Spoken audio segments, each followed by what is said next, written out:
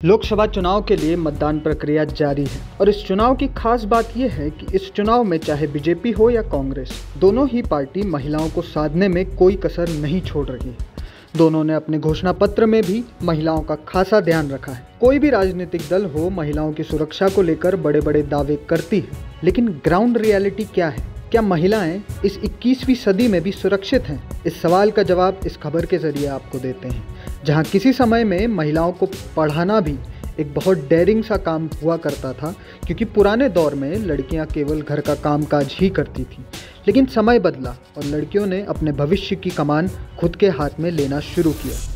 समय बदल सकता है और लोग भी समय के साथ बदलते हैं, या फिर यूं भी कह सकते हैं कि लोग ही समय बदलते हैं। लेकिन आज भी कई ऐसे मामले हमारे सामने आते हैं जिससे हमारा विश्वास इंसानियत से उठने लगता है। ऐसा ही एक घटनाक्रम सामने आया है जिसको सुनकर आपकी भी रूह कांप जाएगी। बात है मध्य प्रदेश के सीधी जिले की। सीधी में आदिवासियों के ऊपर लगातार कहर जारी है। आदिवासी युवक दशमत पेशाब कांड के बाद 7 आदिवासी छात्राओं के साथ दुष्कर्म की घटना सामने आई है। सीधी जिले के मघौली थाना क्षेत्र में आवाज़ बदलने वाले मैजिक वॉइस ऐप के जरिए 3 आरोपियों ने 7 से अधिक कॉलेज छात्राओं को झांसा देकर उनके साथ दुष्कर्म किया। आरोपी ऐप से कॉलेज टीचर बनकर महिला की आवाज़ में बात करते और स्कॉलरशिप के लिए दस्तावेज मंगवाने के नाम पर सुनसान जगह बुलाते थे। शक न हो इसके लिए उन्हें पहले ही बता देते थे कि उन्हें तय स्थान पर लेने के लिए एक लड़का बाइक से आएगा जो उन्हें टीचर के पास पहुंचा देगा। आरोपी उन कॉलेज छात्राओं को निशाना बनाते थे जहां स्कॉलरशिप मिलती है।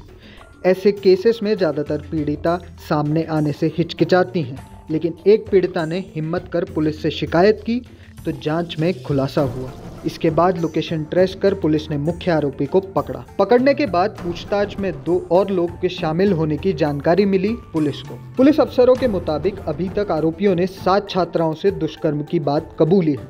4 छात्राओं ने FIR दर्ज कराई है। पुलिस के मुताबिक पीड़िताओं की संख्या और भी अधिक हो सकती है। आरोपियों से अभी पूछताछ जारी है। पुलिस ने मुख्य आरोपी ब्रिजेश प्रजापति और उसके साथी राहुल प्रजापति और संदीप प्रजापति को पकड़ा है।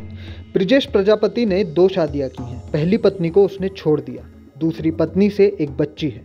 आरोपी पेशे से मजदूर है, पर उसने YouTube पर इस तरह के आवाज़ बदलने वाले ऐप की जानकारी ली और इसे अपने मोबाइल पर इंस्टॉल किया।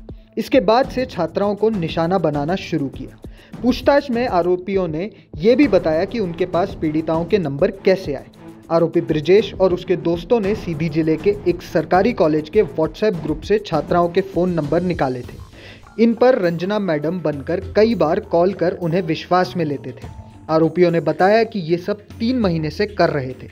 हालांकि पुलिस को इस पर विश्वास नहीं है।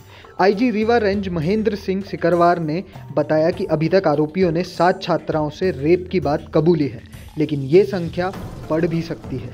इसकी जांच की जा रही है। महिला टीचर जो वहाँ पर संजय गांधी में जो कॉलेज में है, उनका नाम लेकर बुलाया गया और ये कहा गया कि मेरा लड़का जो है वो आपको डिग्री वहीं पर डिग्री में ही एक जगह है वहीं मिलेगा, वहाँ से मेरे को आपको मेरे घर लेके आएगा। इस बारे में पुलिस मुख्यालय को अवगत कराया गया है। रीवा IG ने कुसमी की SDOP रोशनी सिंह ठाकुर के नेतृत्व में 9 सदस्यीय स्पेशल इन्वेस्टिगेशन टीम का गठन किया है। इस हैवानियत से भरे प्रकरण पर CM डॉक्टर मोहन यादव ने कहा कि आरोपियों पर कड़ी से कड़ी कार्रवाई की जाएगी। उन्हें किसी भी कीमत पर बख्शा नहीं जाएगा। कांग्रेस ने इस मामले को लेकर सरकार को घेरा है। नेता प्रतिपक्ष उमंग सिंगार ने इस मामले में उच्च स्तरीय जांच और दोषियों पर तत्काल कार्रवाई की मांग की है। वहीं पूर्व CM कमलनाथ ने भी ट्वीट कर आदिवासी बच्चियों के लिए विशेष टास्क फोर्स की मांग की है, ताकि आदिवासी समाज की बच्चियां समाज की मुख्य धारा में शामिल हो सकें और अपने भविष्य का निर्माण कर सकें। इस दरिंदगी से भरे अपराध ने कई लोगों की आंखें खोली हैं। पुलिस का ये कहना है कि इस मामले में 7 से ज़्यादा पीड़िताएं भी हो सकती हैं। लड़कियों का जीवन वैसे ही मुश्किलों से भरा होता है। उन्हें हर जगह कठिनाइयों का सामना करना पड़ता है, चाहे वो नौकरी हो या निजी जिंदगी हो। नौकरी करने वाली महिलाओं को काम से आने के बाद भी पूरे परिवार का ख्याल रखना होता है, जहां देश में औरतों और लड़कियों को घर की लक्ष्मी कहा जाता है, तो वहीं दूसरी ओर उनके साथ ऐसा व्यवहार होता है। सोचने वाली बात यह भी है कि चाहे सारे अपराधी पकड़े जाएं, चाहे उन्हें कड़ी से कड़ी सज़ा भी मिल जाए, लेकिन उन लड़कियों का क्या? आगे के जीवन में ये समाज उन्हें जिस नज़र से देखेगा, क्या वे कभी इस पूरे प्रकरण को भूल पाएंगी?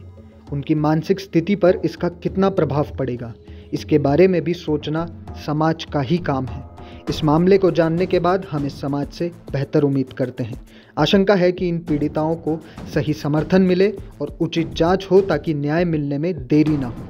मध्य प्रदेश के सीधी में उन पीड़िताओं के साथ हुए कृत्य को जानते हुए आज हर परिवार अपनी बेटियों की चिंता करने में लगा है। साथ ही अगर हम सोचें कि न्याय मिलने के बाद भी उनकी ज़िंदगी पर क्या असर पड़ेगा, तो ये सब सोचने के बाद हर शख्स की रूह कांप उठेगी।